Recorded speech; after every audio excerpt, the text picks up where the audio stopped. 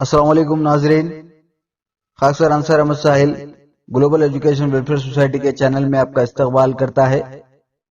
آج کے سیشن میں ہم سی ڈی پی کا ایک اہم عنوان فیسز آف ٹیچنگ تدریس کے مرحلے کے بارے میں جانکاری حاصل کریں گے، کیونکہ تدریس ایک پیچیدہ مشق ہے یا عمل ہے۔ اس مشق یا عمل کو پورا کرنے کے لیے ایک منظم منصوبہ بندی کی ضرورت ہوتی ہے۔ تدریس یا ٹیچنگ میں مختلف مراحل کے لیے مختلف اصطلاحیں یا ٹرمز استعمال ہوتی ہیں۔ تدریس کے مختلف مرحلوں کی تشکیل کا عمل فیسز آف ٹیچنگ یعنی تدریس کا مرحلہ کہلاتا ہے۔ 3 مرحلے ہیں۔ پہلا ہے پری ایکٹیو فیز، جس کو ہم منصوبہ مرحلہ بھی کہتے ہیں۔ دوسرا ہے انٹر ایکٹیو فیز، جس کو نافذ العمل کا مرحلہ بھی کہتے ہیں۔ تیسرا ہے پوسٹ ایکٹیو فیز یعنی جانچ کا مرحلہ۔ پہلا مرحلہ فرسٹ اسٹیپ پری ایکٹیو فیز، ایک معلم کمرہ جماعت میں تدریس سے پہلے کئی مشاغل انجام دے۔ اس مرحلے میں معلم تدریس سے متعلق منصوبہ تیار کرے، یعنی یہ جو مرحلہ ہے، یہ جو اسٹیپ ہے، آپ کو ٹیچنگ سے پہلے کا ہے، بیفور دا ٹیچنگ، کہ آپ کو کمرہ جماعت میں کیا کرنا ہے، کس طرح سے سبق پڑھانا ہے، کس طرح سے کمرہ جماعت کو خوشگوار ماحول میں تبدیل کرنا ہے اور طلبہ کی دلچسپی اور توجہ مبذول کروانا ہے۔ ان امور اور ان نکات کا جائزہ لینا چاہیے اور اس کی تیاری کرنا چاہیے، جیسے منصوبہ سبق کی تیاری، پریپریشن آف لیسن پلان، اور درسی کتاب کے سیکشن کا مطالعہ، اب کون کون سے ٹاپک کو پڑھا رہے ہیں اس کے بارے میں اچھا مطالعہ کر لینا چاہیے، اور اغراض و تصریحات کو لکھے، ایمز اینڈ آبجیکٹیوز اور اسپیسیفیکیشنز کیا ہیں اس کو اپنے نوٹ بک میں لکھ لے، اور ٹی ایل ایم یعنی ٹیچنگ لرننگ میٹیریل تیار کرے، اور مخصوص طالب علم کے برتاؤ کے بارے میں سوچے، یعنی ایسے طلبہ و طالبات جو اب نارمل ہے یعنی تو پھر حد سے زیادہ گفٹڈ ہے، ویسے بچوں کے لیے مجھے کس طرح سے پڑھانا ہے اس کی تیاری کرے۔ اب دوسرا ہے انٹر ایکٹیو فیز، یہ اصل میں کمرہ جماعت میں تدریس کا مرحلہ ہے۔ اس مرحلے میں کمرہ جماعت میں تدریسی طریقے، مہارتیں اور اپروچز کو نافذ العمل کرتا ہے۔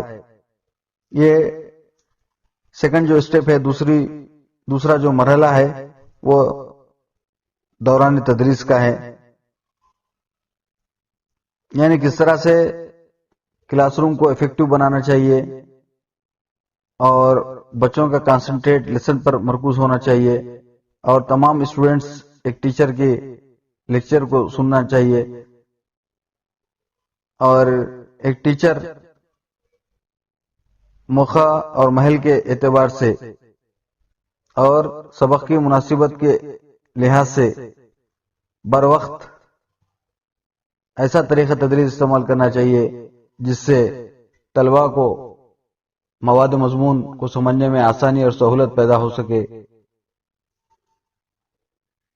ایسے اپروچز اور ایسا میتھڈ آف ٹیچنگ یوز کرنا چاہیے جس سے طلباء کے دلچسپی میں اور اس کے ذوق میں اضافہ ہو سکے۔ جیسے مقاصد کو حاصل کرنے کے لیے اس مرحلے میں معلم کو اپنے برتاؤ میں خصوصی توجہ دی جانی چاہیے۔ اس مرحلے میں مندرجہ ذیل تدریسی نکات شامل ہوتے ہیں۔ اب یہاں پر کون کون سے ٹیچنگ پوائنٹس کو رکھا گیا ہے دیکھیں گے۔ یہاں پر ہربرٹ جو اپنے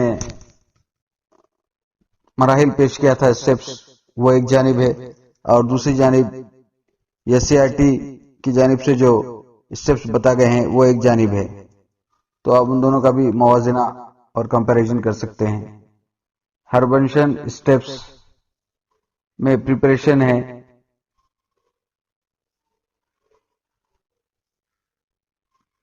اور پریزنٹیشن ہے، ایسوسیشن ہے، جنرلائزیشن ہے، اور اپلیکیشن، ریکیپچولیشن وغیرہ۔ پریپریشن یعنی تیاری، اور پریزنٹیشن پیشکش کس طرح سے ہونی چاہیے، ایسوسیشن یعنی شراکت داری کس طرح سے ہونی چاہیے، جنرلائزیشن یعنی تعمیم،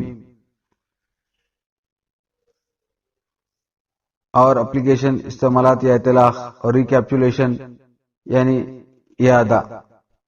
اب اسی طرح سے ایس سی آر ٹی کی جانب سے جو سبق کی منصوبہ بندی کے متعلق جو اسٹیپ دیے گئے ہیں ان کو بھی ایک نظر دیکھتے ہیں ہم۔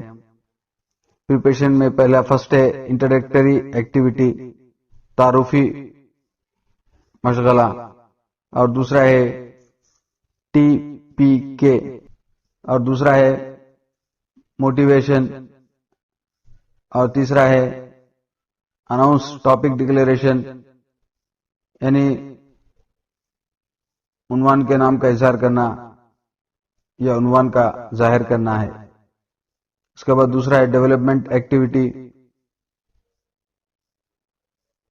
اس میں پہلا ہے پریزنٹیشن، دوسرا ہے جنرلائزیشن، تیسرا ہے کلمینیٹو ایکٹیویٹی، یعنی طلبہ تمام امور میں اور تمام مشاغل میں سرگرمی سے حصہ لینا چاہیے، اور آخر میں اس کا انالیسس کرنا چاہیے، اس کا جائزہ اور تجزیہ لینا چاہیے، اور ریکیپچولیشن یا ادا۔